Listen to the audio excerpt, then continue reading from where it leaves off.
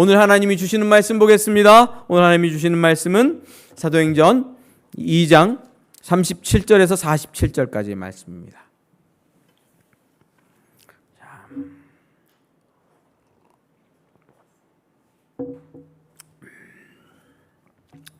제가 천천히 봉독해 드립니다.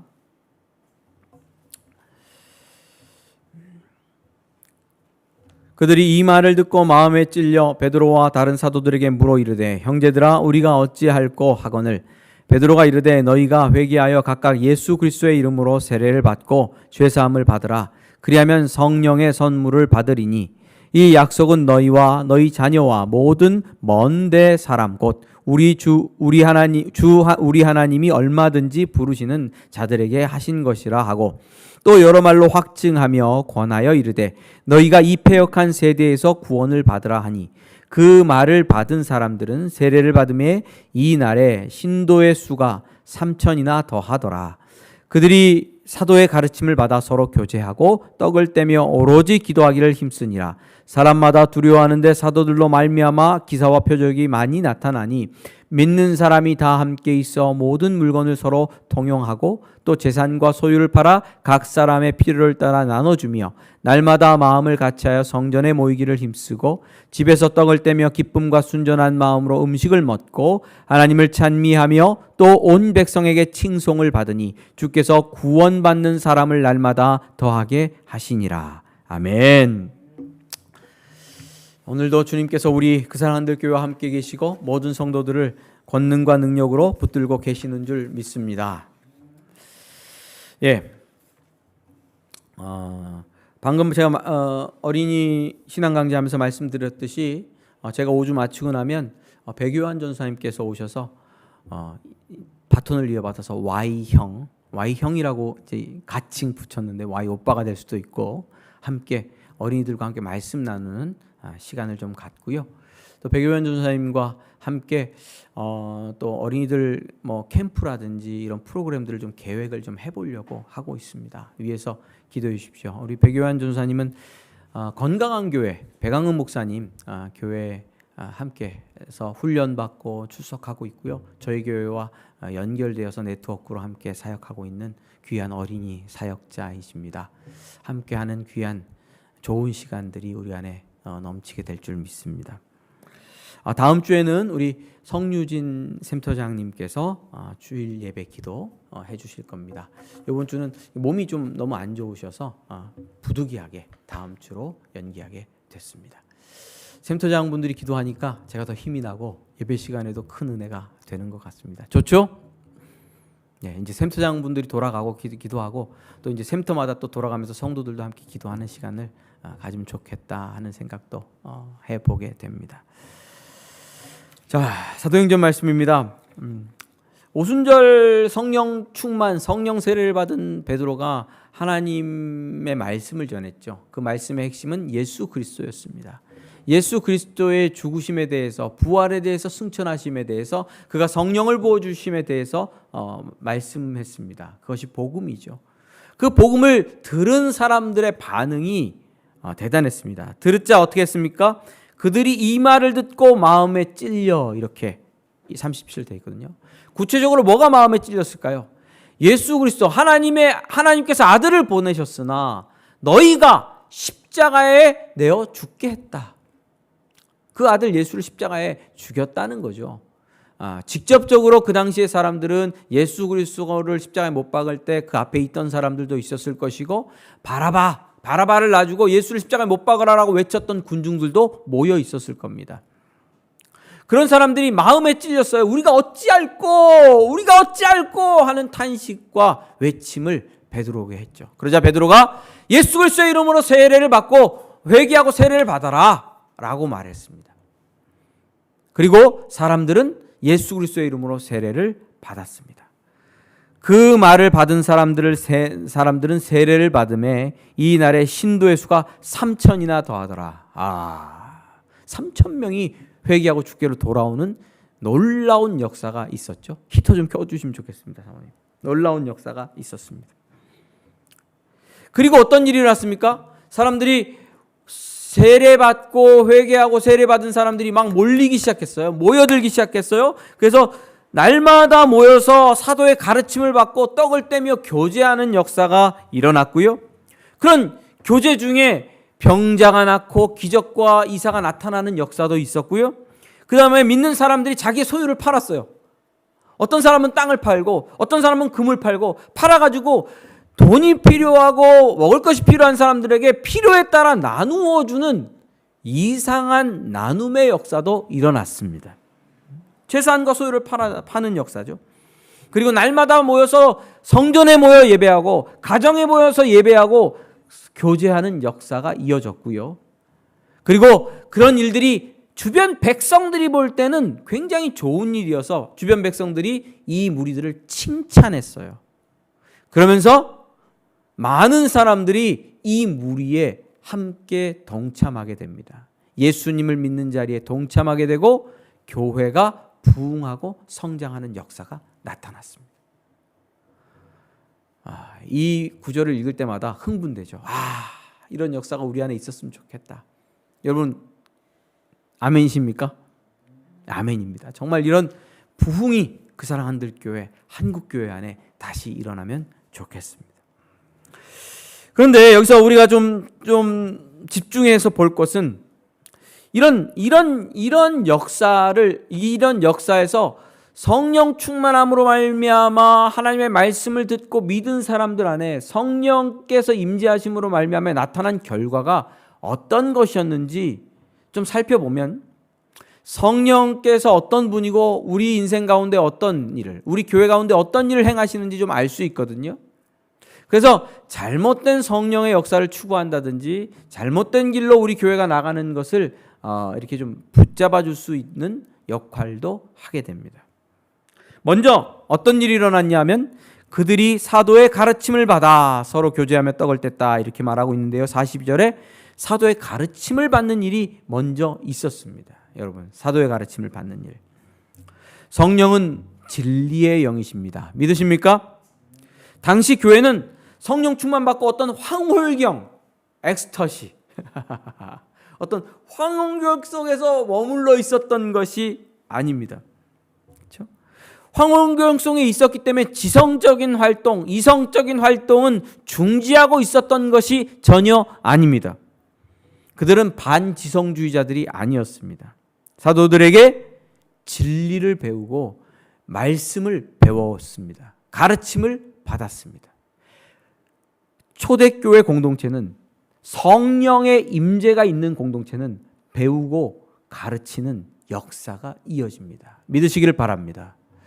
성령 충만함 가운데 우리 그 사랑하는 교회 안에도 이렇게 말씀을 가르치고 말씀을 배우는 역사가 이어지기를 주님의 이름으로 소망합니다.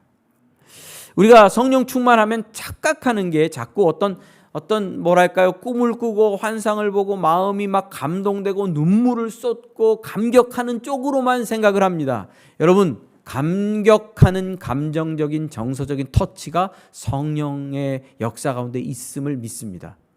이런 터치를, 이런 역사를 갈망하십시오. 좋은 겁니다.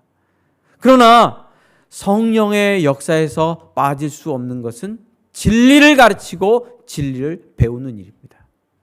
여러분, 성령 충만한 가운데 저로부터 진리를 가르치는 역사가 그 사랑하는 교회 안에 풍성해지기를 소망합니다. 여러분들이 진리를 배우기 위해서 월화수목금토일 이 스페이스 316으로 그 사랑하는 교회로 모여드는 역사도 이어지기를 소망합니다.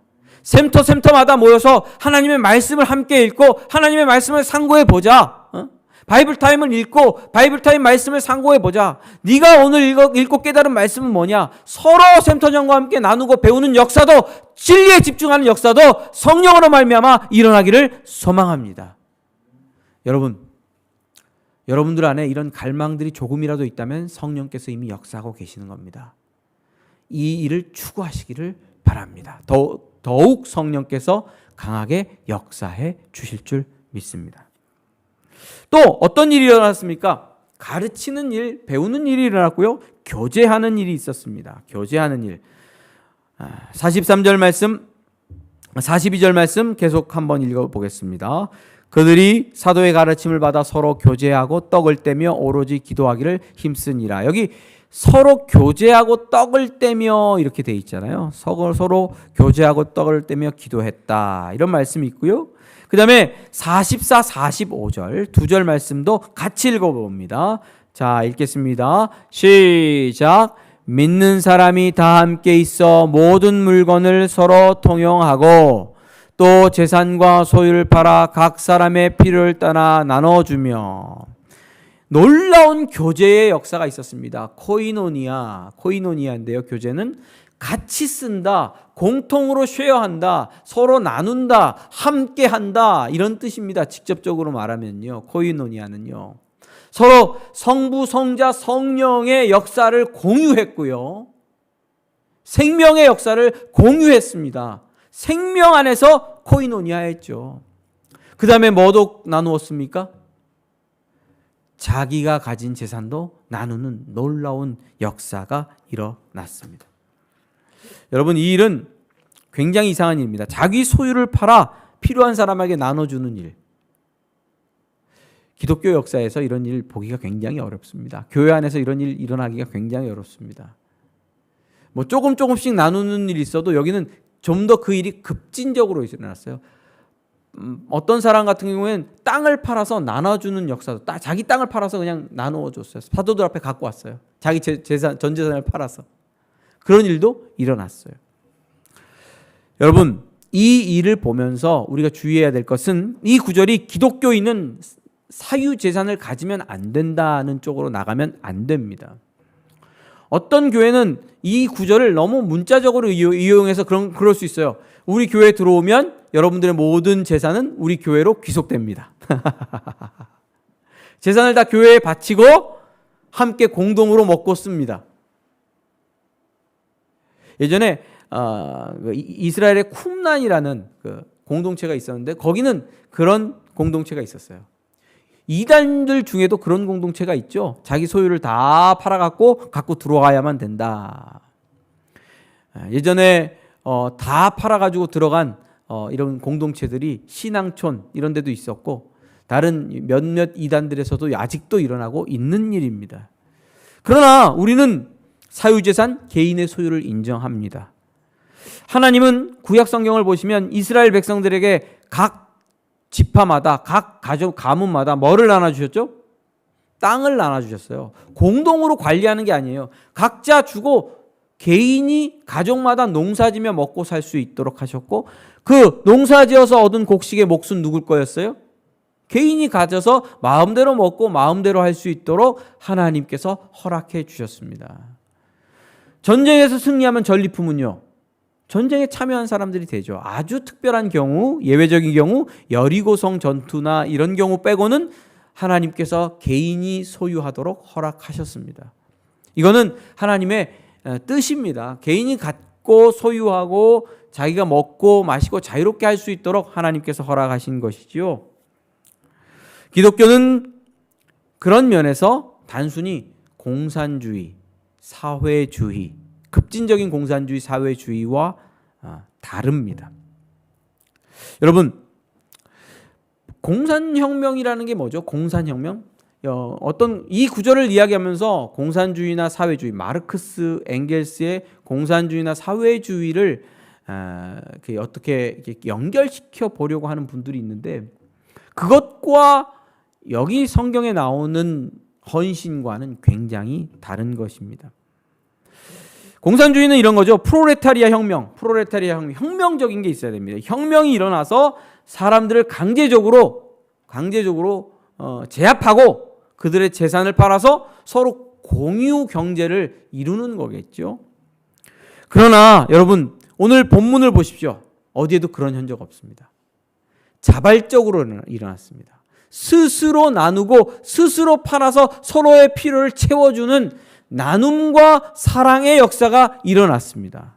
어떻게 이런 일이 일어났습니까? 이것은 바로 성령의 충만한 결과. 성령님께서 임재하셔서 각 사람의 마음을 만드시고 사랑의 역사가 나타나도록 인도하시고 이끄신 것이죠. 이 부분을 오해하시면 안 됩니다. 이 부분을 오해하시면 안 됩니다. 뒤에서도 잠깐 더 언급해 보겠습니다. 또 어떤 일이 일어났냐면 성전에서 예배하고 가정에서 떡을 떼며 예배하는 역사가 있었습니다. 그러니까 큰 성전, 이 사람들이 지금 어디에 모이냐면 모인 무리가 예루살렘 성전에 모였어요. 예루살렘 성전을 떠난 게 아니었어요. 원래 베드로로부터 한 12제자와 갈릴리에 있고 유대 지방에 있었던 예수님의 제자들은 다 유대교였어요. 그래서 예루살렘에서 예배하고 기도하고 예루살렘 올라가서 제사 지내는 것이 습관적인 습관이 든 사람들이었고 거기 머물던 사람들이에요. 그래서 예수님께서 예루살렘을 떠나지 말고 내 약속하신 것을 기다리라 말했을 때에 이들은 예루살렘에 모여 있었어요. 그리고 성전에 올라가서 기도했고요. 지금도 마찬가지입니다. 성전에서 기도하고 예배하는 일을 멈추지 않았고 했습니다. 그래서 공적으로 모이는 일을 힘썼습니다. 예배하는 일, 오로지 기도하는 일 힘썼죠.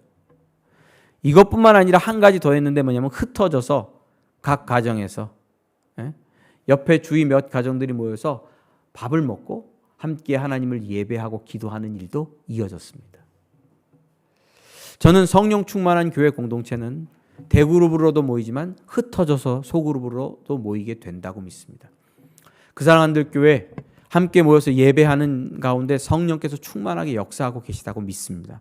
주일 예배 가운데 성령의 임재가 있고 목요 줌기도회 가운데 성령의 역사가 있음을 저는 믿고 경험합니다. 그러나 여러분 샘터로 모일 때에도 이런 역사가 이어지게 될 줄 믿습니다. 성령께서 임재하셔서 우리 교회를 이끄시는 것은 주일 예배와 줌기도회뿐만 아니라 아침 기도회뿐만 아니라 소그룹으로 샘터로 모이는 현장으로도 인도하시는 줄 믿습니다. 여러분 이 인도를 받기를 원하신다면 모이셔야 됩니다. 모이는 일도 필요합니다. 내가 의지적으로 주님 성령께서 이쪽으로 우리를 인도하시죠. 내가 믿고 순종하며 따라 나아갑니다라고 모일 때에 성령의 강력한 임재와 능력을 경험하게 될 줄 믿습니다. 혼자 샘터장 혼자뿐이 안 모인다? 예, 혼자라도 모여서 예배해 보십시오. 둘이 되고 셋이 될 줄 믿습니다. 목사님 우리는 둘뿐이 안 되는데요. 둘은 왜 안 됩니까? 둘도 소그룹이죠. 두세 사람이 내 이름으로 모인 곳에 나도 그들 중에 있느니라. 두세 사람이잖아요. 2명만 모여도 가능합니다. 샘터 모임을 향한 소망을 품으십시오. 소그룹 모임을 향한 소망을 품으십시오. 쑥스럽다 그런 생각하지 마십시오. 귀찮다 절대 그런 생각하지 마십시오. 그 자리는 성령께서 인도하시는 자리입니다. 예루살렘에 성령의 역사가 있었을 때에 나타난 일은 대그룹으로도 예배하고 소그룹으로도 예배하는 예배입니다. 둘 다 해야 됩니다. 여러분 소그룹으로 모이는 것을 갈망하시고 열심을 내시기를 주님의 이름으로 축원합니다. 왜? 성령님께서 인도하시고 추구하는 자리이기 때문입니다. 자, 그 다음에 한 일은 무엇입니까? 어떤 일이 일어났습니까? 전도 선교의 역사가 나타났습니다. 47절 말씀입니다. 47절 말씀 같이 읽겠습니다. 시작. 하나님을 찬미하며 또 온 백성에게 칭송을 받으니 주께서 구원받는 사람을 날마다 더하게 하시니라. 예, 하나님의 백성들의 삶 속에는 예수 그리스도의 증인된 삶이 있었습니다. 그 증인된 삶을 통해서 주변 사람들에게 칭송을 받았습니다. 먹을 것을 나눠주고 하나님의 나라를 증언하는 역사들이 있었죠. 자기 재산을 팔아 가난하고 힘들고 어려운 사람들을 구제하는 역사가 있었죠. 그런 일들을 보면서 주변 사람들이 칭송하는 일이 일어났고 그들이 주님을 믿는 자리로 함께 나오게 되었습니다. 그래서 주님을 믿는 사람들의 숫자가, 무리의 숫자가 더 늘어나게 되었습니다. 여러분, 성령 충만한 결과는 무엇입니까? 성령의 역사의 결과는 전도, 선교, 증인된 삶으로 이어지게 되는 줄 믿으시길 바랍니다. 우리 교회 안에 그런 역사가 없다면 성령 충만하지 않은 겁니다. 성령 충만함이 나타나면 증인됨은 바로 일어나게 되어 있습니다. 여러분들 안에 이런 증인된 역사가 이어지기를 주님의 이름으로 축원합니다. 여러분들 안에 이런 증인된 능력의 역사가 나타나기를 소망합니다. 이게 성령 충만함의 결과입니다. 제가 굉장히 말을 빠르게 성령 충만함에 대해서 그 결과에 대해서 몇 가지로 정리해서 말씀을 드렸습니다. 뭐 더 뽑아보자면 더 뽑아볼 수 있겠지만 굵직굵직한 내용을 존 스토트 목사님의 사도행전 강해를 중심으로 제가 정리해서 말씀드린 겁니다. 그런데 오늘 조금 더 집중하고 싶은 것은 이 놀라운 변화가 어떻게 일어났냐 하는 것입니다. 놀라운 사람들 안의 변화는 성령 충만 받은 베드로가 예수 그리스도에 대해서 설명하고 증언하는 복음의 말, 그 복음의 말을 받아들임으로 일어난 것입니다. 할렐루야. 베드로가 한 일이 뭐죠? 베드로 사도가 한 일? 그렇게 하면 너네들 다 지옥 가라고 윽박지르지 않았어요. 겁주지 않았어요. 협박하지 않았어요. 예수 그리스도에 대해서 전하고 이 패역한 세대에서 구원을 받으라고 말했죠. 물론 너희가 예수 그리스도 십자가에 못 박아 죽였다라고 그들의 죄에 대해서는 정확하게 말해 줬죠. 돈 내놓으라고 총으로 윽박지르지 않았어요.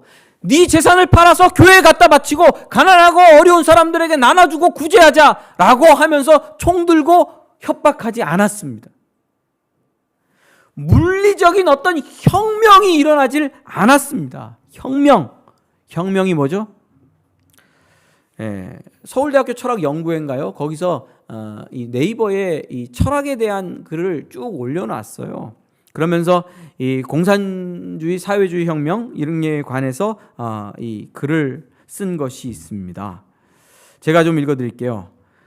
따라서 혁명이란 물리적 강제력을 동원하여 지배 집단을 교체하면서 사회 전체를 급진적으로 변화시키는 행위라고 할 수 있다. 이 손철성 교수님이라는 분이 마르크스 독일 이데올로기에 대해서 글을 쓰시면서 한 부분 이야기한 거예요. 마르크스와 엥겔스 아시죠? 공산주의 시작한 사람. 근데 그분들 전에도 다른 분들이 이미 공산주의에 대한 이야기를 했었어요. 프랑스나 독일의 철학자들이, 사상가들이. 근데 마르크스와 엥겔스는 자기들이 주장의 독특성을 이야기하면서 이걸 얘기합니다. 혁명. 전에 분들은 공상적인, 그냥 유토피아적인 공산주의, 사회주의를 이야기하고 있지 현실적이지 않다. 이루어질 수 없는 얘기를 한다. 우리는 이루어질 수 있다. 무엇을 통하여? 프롤레타리아 혁명을 통하여 가능하다. 그게 우리가 이야기하는 사상이 전에 이야기했던 분들과 차별화된 점이다. 이렇게 얘기를 했다는 거예요. 그러면서 프롤레타리아들이 이 폭력을 동원해서 정권을 장악하고 부자에게서 빼앗아 가난한 사람들에게 나눠주고 한 사람이 독점하고 있던 생산력을 공유해서 서로 함께 생산하고 자아를 실현하는 세상을 만들 수 있다고 했던 것이 공산주의다라고 저는 이해하고 있습니다. 여러분, 이때 중요한 게 뭐라고요? 힘. 파워! 파워가 중요하죠. 힘으로 제압해서 빼앗아야 나눌 수 있다는 거죠. 근데 오늘 보세요. 오늘 그 말을 받은 사람들 누굽니까? 베드로가 전한 말을 받고 예수의 이름으로 세례를 받은 자들 안에 일어난 역사. 예배하고 기도하고 교제하고 전도하고 자기 것을 내어주고 자기 재산을 풀어 헌신하는 역사. 인류 역사 어디서도 찾아볼 수 없는 그 일이 어떻게 일어났습니까?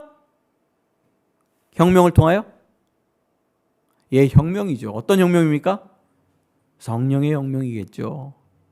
총과 칼과 협박이 아니었죠. 감동이 있었고 오히려 자기 것을 팔아주면서도 오늘 본문 보시면 기쁨으로 순전한 마음으로 다른 사람들과 교제하며 나누는 역사가 있었습니다. 자기 재산 뺏기는데 지가 뺏기는데 기쁨으로 순전한 마음으로 뺏기는 사람이 있어요? 진짜 혁명이죠. 누가 역사하심으로? 성령 하나님께서 역사하심으로 그런 일이 일어났다는 겁니다. 저는 이 본문을 보면서 많은 교회들이 우리가 이 본문 우리 교회에도 이런 본문에 나타난 놀라운 부흥의 역사가 있으면 좋겠다라고 소망을 가지는 것은 당연한 일이라고 생각합니다. 그러나 이 일을 이루고자 어떤 규칙이나 강령을 정하는 것에 대해서는 반대합니다.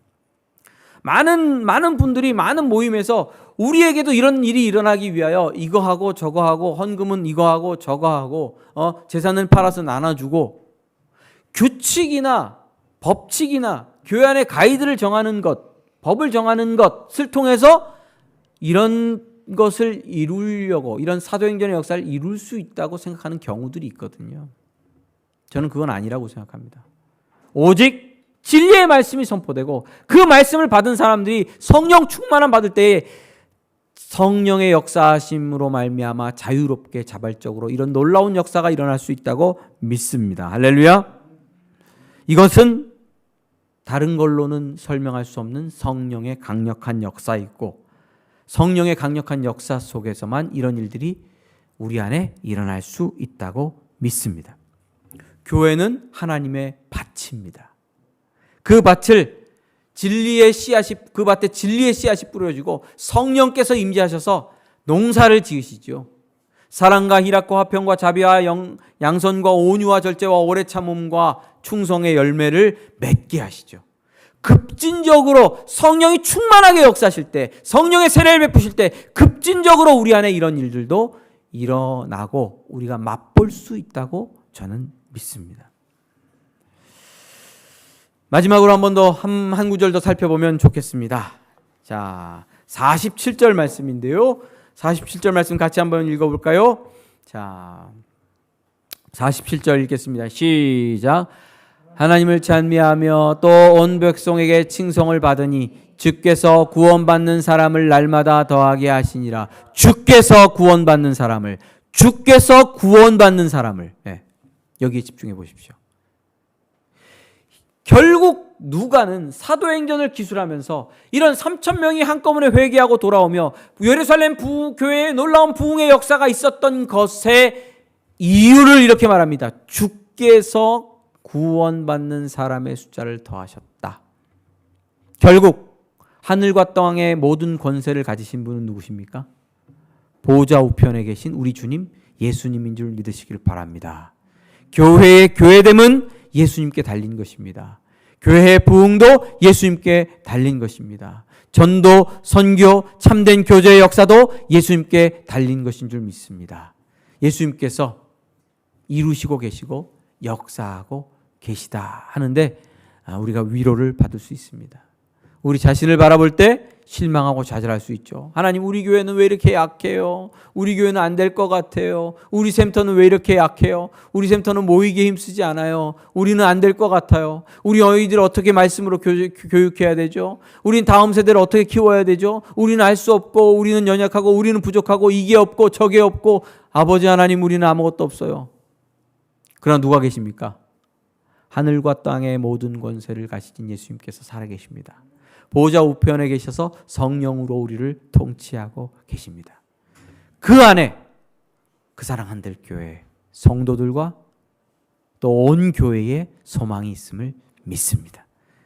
이 예수님을 의지하고 믿는 믿음 가운데 혹시 부흥하면 그것이 우리의 힘과 능력으로 된 줄 알고 우쭐할 필요도 없고, 또 부흥이 또 정체된다고 해서 실망하고 낙심할 것이 아니라 기도하고 기대하며 기다릴 수 있게 되는 것이겠죠.